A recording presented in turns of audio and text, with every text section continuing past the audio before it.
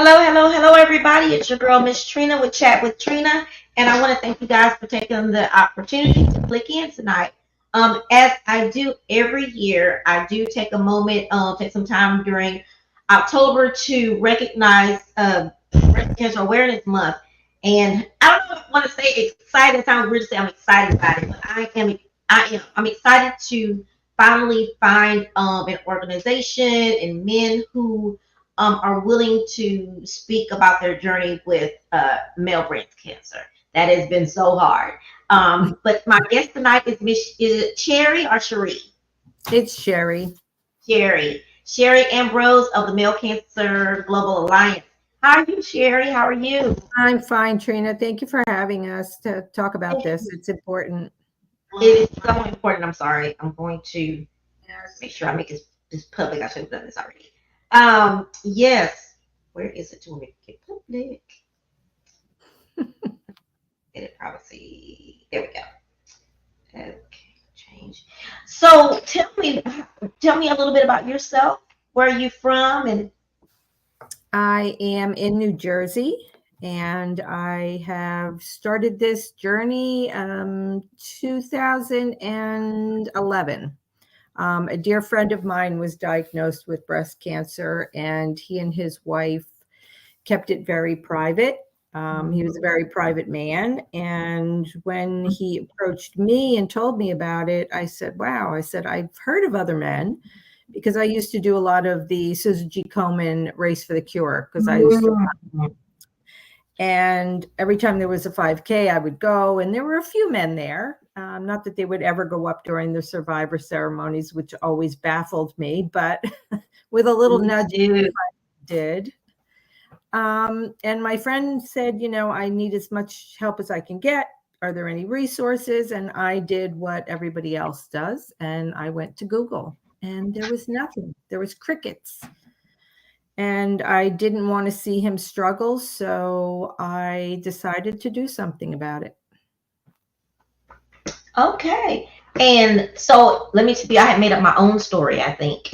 I was Which like, was, okay, her husband had it, so a friend had it, and you will not, you probably realize how many years. And I've reached out. Matthew Knowles is a survivor of male breast cancer, and I tried hard, but I know I'm not a celebrity. I don't have a million followers, which I always say. Even with the election, I try to get people to come on and talk. And the thing about it is, people don't realize sometimes the people with a smaller audience, those may be the people that need the information because they're not a part of the millions. yeah. Um, but I did. So I found a friend. He posted on Facebook one day, and I would say he's a friend. He's an acquaintance, and he's a DJ. And he was like, mentioned his story about breast cancer. So I reached out to him and asked him to come on the show and share his story. And he sent me back and just said he wasn't ready for that. And so I told him, let me know when you're ready. But I think it's important because as women, we know there's so many people telling you what to do, when check your breast, da, da, da. But for men, there's nothing out there. I mean, it's out there, but you know what I mean. You don't have anyone to come out and actually verbally tell their story. Well, until Yeah. tomorrow. But talk to me about what all does the alliance do? The Male Breast Cancer Global Alliance supports men diagnosed with the disease through their breast cancer journey and beyond.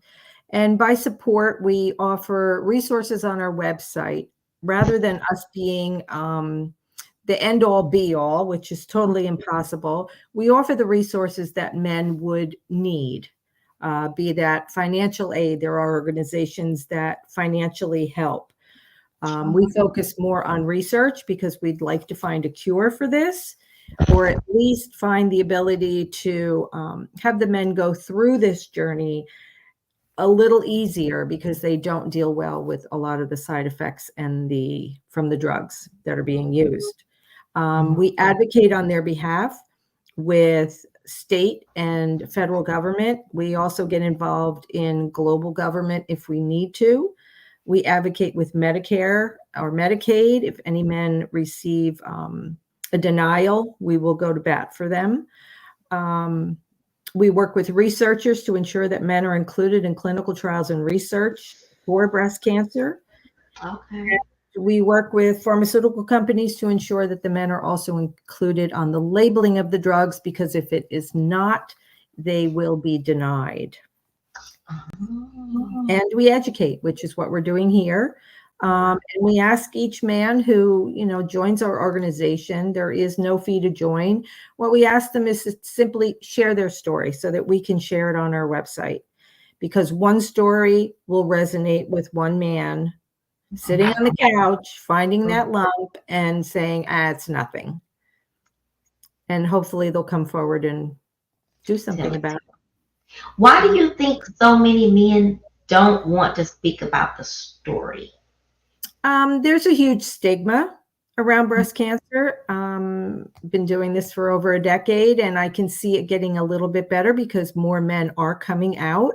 That was very noticeable last October and this October, that more men are being covered, both in the newspaper and on TV, where they're coming out and telling their stories. So they're finding the strength to do that, and I think that's because all along this journey, men have been finally saying, "Me too."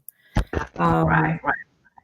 That's what's helping. But the stigma exists.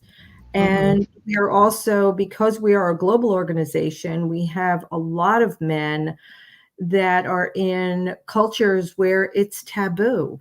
You just don't talk about your health. You don't talk about things like that. You deal with them very privately. And that's another barrier that we face.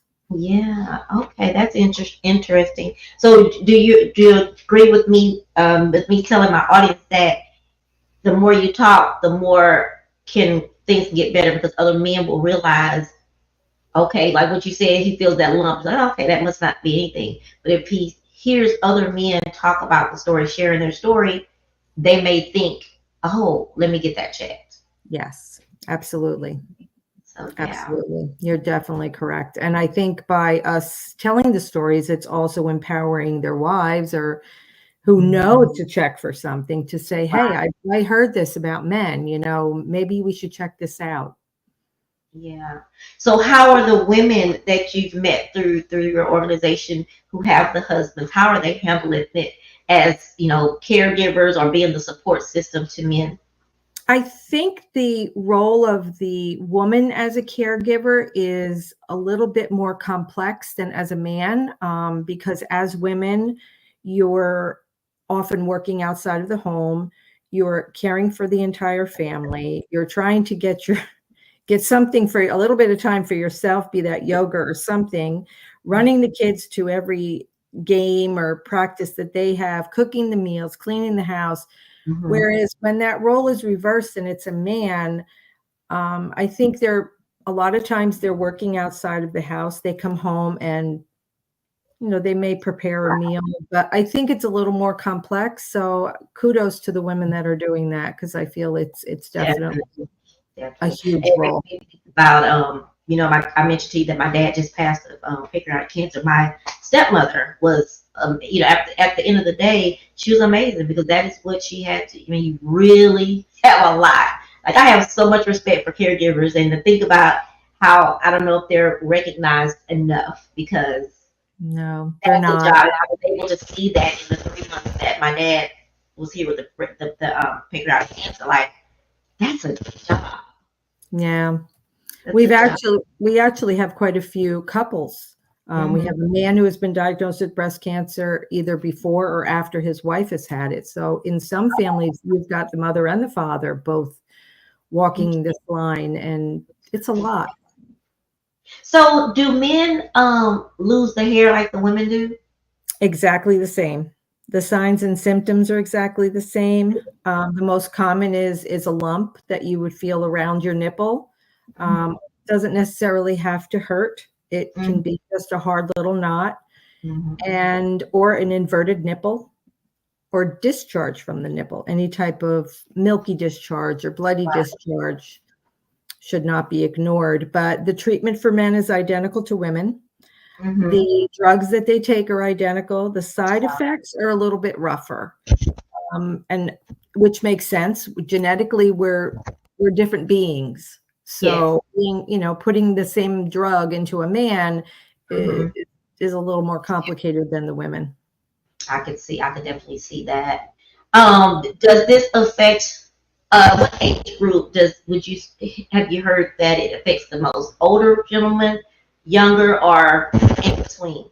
The information that you'll see, and we get all of our statistics from the American Cancer Society. However, they estimate that the average age for a man getting breast cancer is between 60 and 70.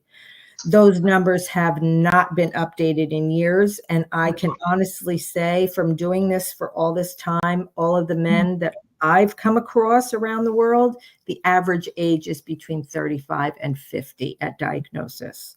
The youngest man on record, it was 18. He is now a 50-plus year survivor. It was caught while he was going into the military, and it was during his exam. Wow. So what is I know women now, it seems like they're surviving more, thank God. They're becoming, instead of survivors, they're warriors. For men, were we the same, pretty much like the men actually have a 19% higher mortality rate because they're diagnosed at later stages. However, the numbers have changed. Just 2 years ago, it was 1 in 1,000 men. It is now 1 in 726.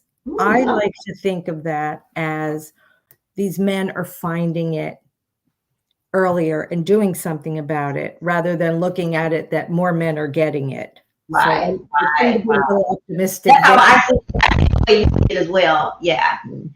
Oh, that makes it. I'm so excited.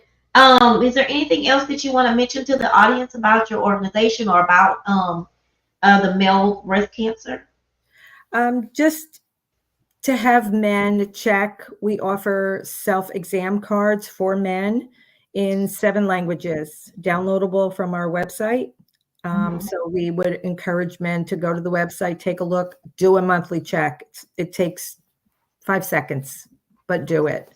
If there is any history of pancreatic cancer, breast cancer, ovarian cancer, prostate cancer in either side of your family, think about it, because that is a sign that you could possibly have get breast cancer.